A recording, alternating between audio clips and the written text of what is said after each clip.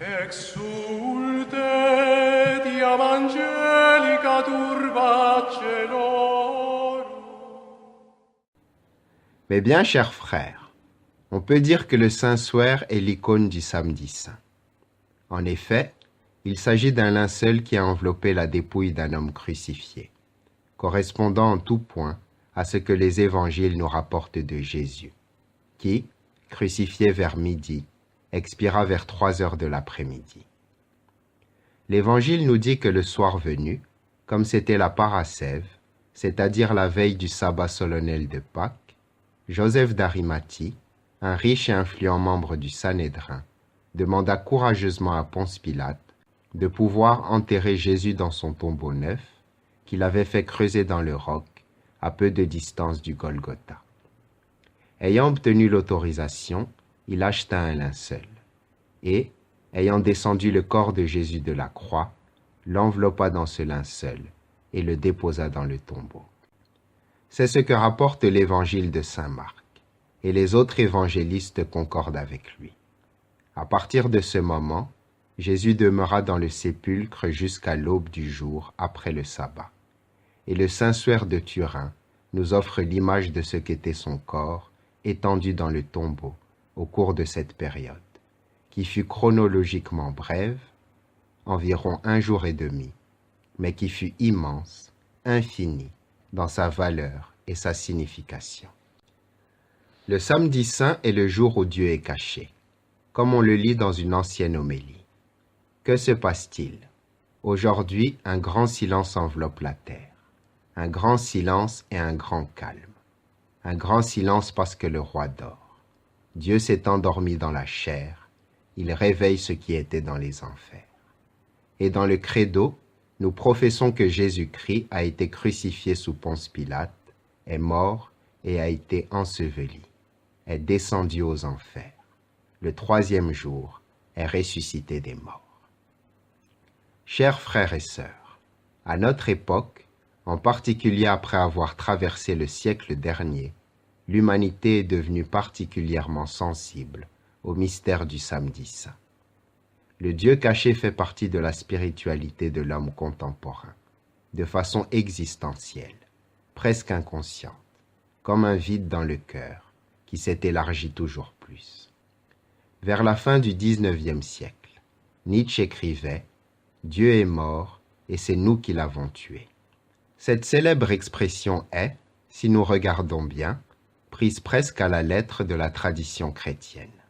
Et nous la répétons souvent dans le chemin de croix, peut-être sans nous rendre pleinement compte de ce que nous disons.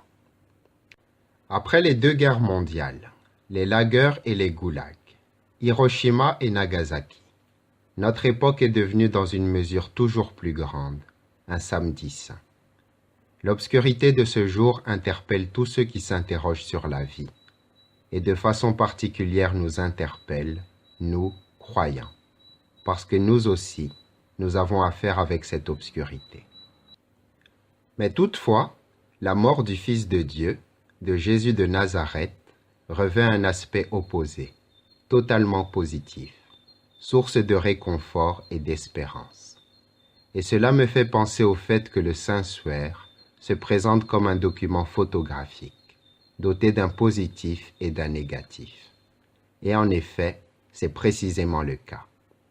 Le mystère le plus obscur de notre foi est, dans le même temps, le signe le plus lumineux d'une espérance qui ne connaît pas de limite.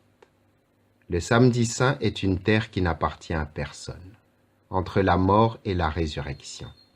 Mais dans cette terre qui n'appartient à personne est entré l'un, l'unique, qu'il a traversé avec les signes de sa passion pour l'homme. Et le Saint-Suaire nous parle exactement de ce moment.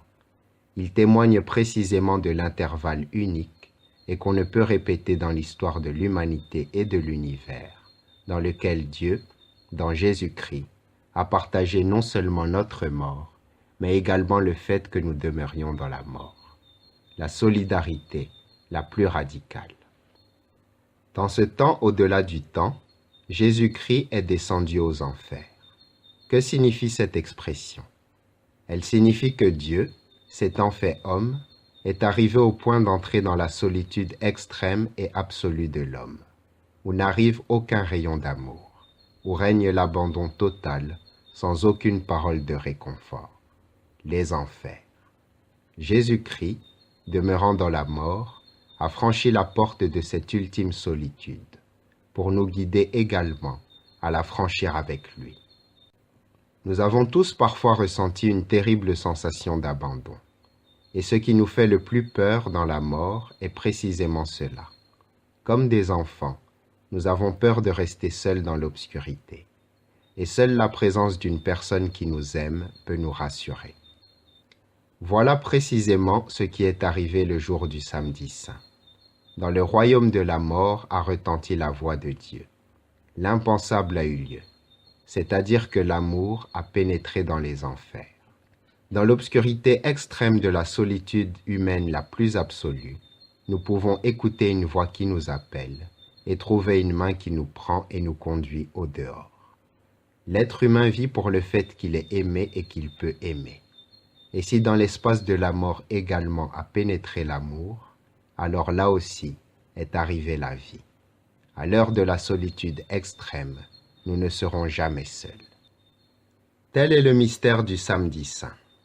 Précisément de là, de l'obscurité de la mort du Fils de Dieu, est apparue la lumière d'une espérance nouvelle, la lumière de la résurrection. Eh bien, il me semble qu'en regardant ce saint linceul avec les yeux de la foi, on perçoit quelque chose de cette lumière. En effet, le saint suaire a été immergé dans cette obscurité profonde, mais il est dans le même temps lumineux. Et je pense que si des milliers et des milliers de personnes viennent le vénérer, sans compter celles qui le contemplent à travers les images, c'est parce qu'en lui, elles ne voient pas seulement l'obscurité, mais également la lumière. Pas tant l'échec de la vie et de l'amour, mais plutôt la victoire de la vie sur la mort, de l'amour sur la haine.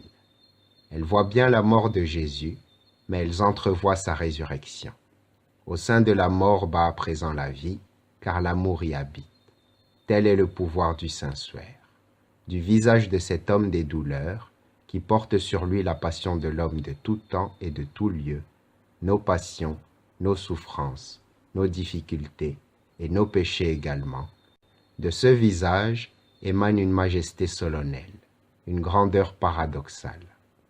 Ce visage, ses mains et ses pieds, ce côté, tout ce corps parle. Il est lui-même une parole que nous pouvons écouter dans le silence. Et que nous dit le saint suaire? Il parle avec le sang, et le sang est la vie. Le saint suaire est une icône écrite avec le sang d'un homme flagellé, couronné d'épines, crucifié et transpercé au côté droit. L'image imprimée sur le saint suaire est celle d'un mort, mais le sang parle de sa vie. Chaque trace de sang parle d'amour et de vie. En particulier cette tache abondante, à proximité du flanc, faite de sang et d'eau, ayant coulé avec abondance par une large blessure procurée par un coup de lance romaine. Ce sang et cette eau parlent aussi de vie. C'est comme une source qui murmure dans le silence. Et nous pouvons l'entendre, nous pouvons l'écouter dans le silence du samedi saint. Mais bien, chers frères, rendons toujours gloire au Seigneur pour son amour fidèle et miséricordieux. Portons dans les yeux l'image du saint suaire. Portons dans le cœur cette parole d'amour et louons Dieu avec une vie pleine de foi, d'espérance et de charité. Amen.